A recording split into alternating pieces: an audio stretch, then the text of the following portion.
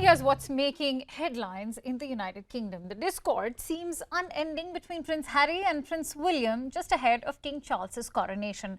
But royal expert Nick Bullen's big claims have grabbed the eyeballs now. This royal expert says that Kate Middleton and Meghan Markle never shared a particularly close relationship and had little in common because of the different lives before their respective marriages into the royal family. Now, Prince William and Prince Harry had been the ones feuding over their experiences as royals and not their wives. This is what the royal expert had to say. At the same time, let's not forget that Harry also has a lawsuit, in fact, that's also eclipsing the royal coronation. There wasn't really any relationship between the two brothers. That's also emerging out, one fact that's been emerging out of this lawsuit. Prince William and Prince Harry have been falling out for quite some time, and not the sisters-in-law that is also being circulated.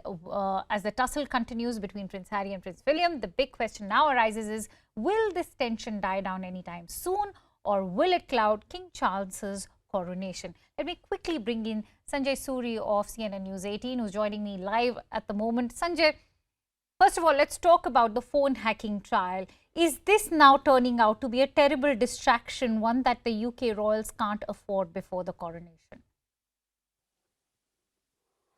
Well, distractions come thick and fast in the royal family, and yes, you're quite right to say this is the latest, because this is yet again another round in the spiral of complaints coming from Prince Harry, and this one suggests that he was cheated out of a chance to secure justice by pursuing the Rupert Murdoch's news group.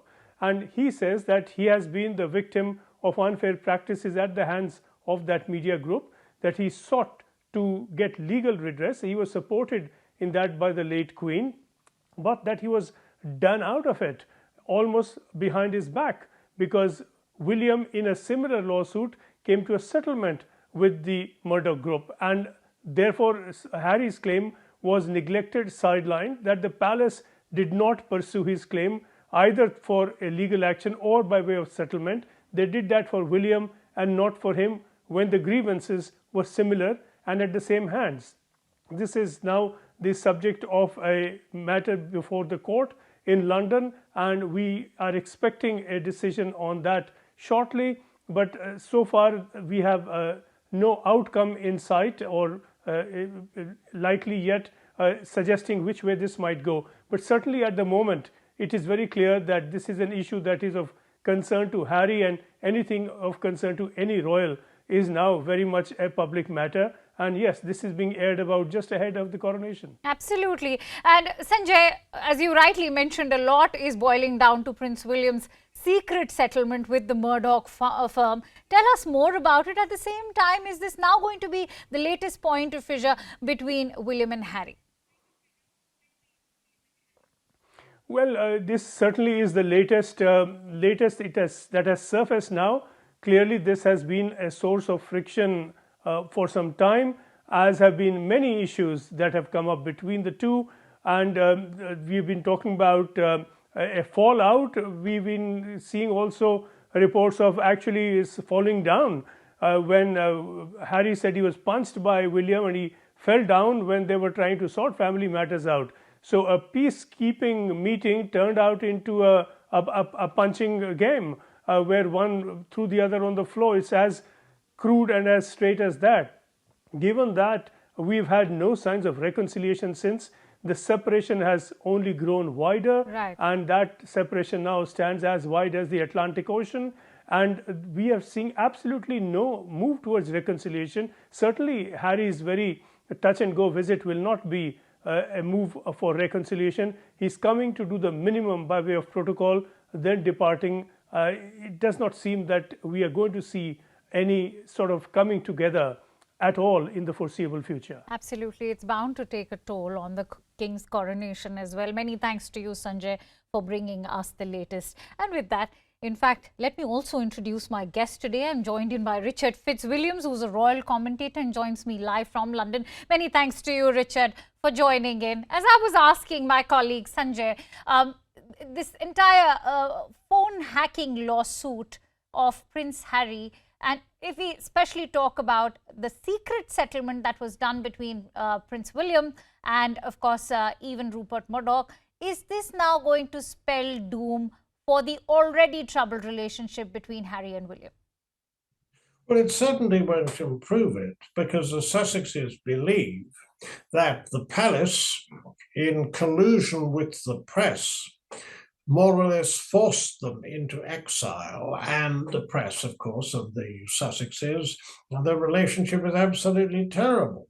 But the reason given for this is that Camilla, especially after the days in 1997 when things looked so difficult for her, had to be rehabilitated and was for some years. But according to Harry and Meghan, it was at the cost of press which they received, which they thought was absolutely diabolical. I would point out that it's important to bear in mind regarding the so-called secret settlement that William is alleged to have had, that it tended to be the case with well-known figures, celebrities and the like, to have settlements that weren't made public. And the other aspect of it, I mean, Harry believes that his father was responsible partly for managing to fob off his claim and didn't want to know and wasn't interested in pursuing it, so to speak. But the royal family have a dread of court appearances. In fact, apart from Princess Anne and her dog in 2002, the last senior royal to appear in a witness box was Edward VII when Prince of Wales in 1870 and 1891. Richard, Prince Harry claims that he was kept out of the loop on alleged phone hacking and that his father asked that he even tried to stop Harry from taking legal action. Are these claims by Harry working against King Charles, or in fact ending up providing more pity to Harry, something that he's been gaining for quite some time now? Well, Harry is taking on a mantle that he's called it his life's work, that he wants to clean up the British press. Now, as so far as his relationship with the royal family is concerned, I think there's a problem in the polls here and apparently in the United States now, because the Sussexes appear to do very little else other than criticize the royal family. The reason they have the jobs, the contracts with Netflix, Spotify, and Random House Publishing is because they're royal. Eventually, this has got to move into a more constructive phase, but I don't see any reconciliation. Right, Richard, it's interesting you talk about Harry trying to clean up the press. So far, there was talk of, him in fact looking and trying to treat the press, but in fact, he says that it should be more fair, it should be more supportive and generous to Harry. But there are many commentators and experts who've said that instead of focusing on the press, shouldn't Harry in fact be focusing on the monarchy, since that's what's turning out to be the glass house for Harry? Well, so far as the monarchy is concerned, I mean, he is a member of the royal family, as is Meghan, and I mean, little doubt that there's a deep rift in the royal family. But so far as the press is concerned, he has a particular hatred of them because he believes that they are mainly, or certainly in large part, responsible for the tragic death of his mother. The problem is that the relationship of the press between the royal family and the various newspapers, it's symbiotic. It has to be, because the royals do have various charities to promote. They have aspects of their life they want to get across. The press, well, a lot of them have suffered at different times in various phases. Charles and Camilla are too. I mean, if you look back over the last 50 years, but this relationship is undoubtedly uneven. Equally, so far as Harry and Meghan are concerned, they concentrate purely on the negative press. It's well worth remembering that when they married, the press was overwhelmingly positive. They were the hope of contemporary monarchy. Tragically, that hope's been dashed. Right. And so far, the irony is that we were only learning of the falling relationship between Meghan and, of course, as we were also talking about Kate Middleton as well. But experts are now saying that it was never their relationship which was a feuding one, but in fact it was the brothers who were falling apart in reality. Yes, now that is something that wasn't known. That's something that Harry's memoir Spare laid bare to the world. Very tragic, rather a shock. People didn't realize it. And brothers were supposedly inseparable. But the reality was very different. And we're talking at a time when the grapevine is abuzz with rumors that the marriage between Harry and Meghan is also taking its own toll. Is this something that is only, that was only expected to happen? Well, firstly, there are all sorts of rumors all over at the moment. So, regarding Harry and Meghan's marriage, we will have to see how that proceeds and what paths they choose in the future. I certainly wouldn't join any speculation at the moment that they all right. But since you are in London, Richard, let me, in fact, before I end, let me ask you, what's the sentiment on the ground level? Has this lawsuit and all the claims that are being made by Harry taken away from the excitement of the King's coronation?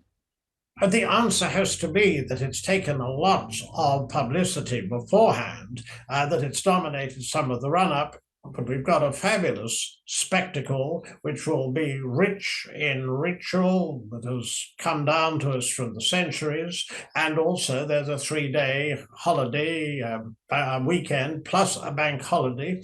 The concert will be popular too, also the big lunch, the community day as well, and believe me, the ceremony at Westminster Abbey will be magnificent. It won't be 1953, which launched television, and also Queen Elizabeth was 27 when she was actually crowned, 25 when she came to the throne. It's a different era.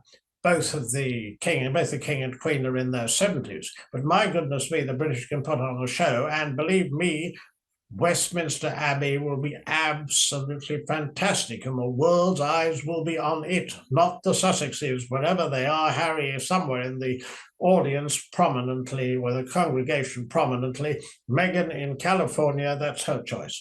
Absolutely. And here's hoping that the pomp and show of that ceremony actually lays all the rumors and all the controversies to rest. Many thanks to you, Richard, for joining in on this discussion.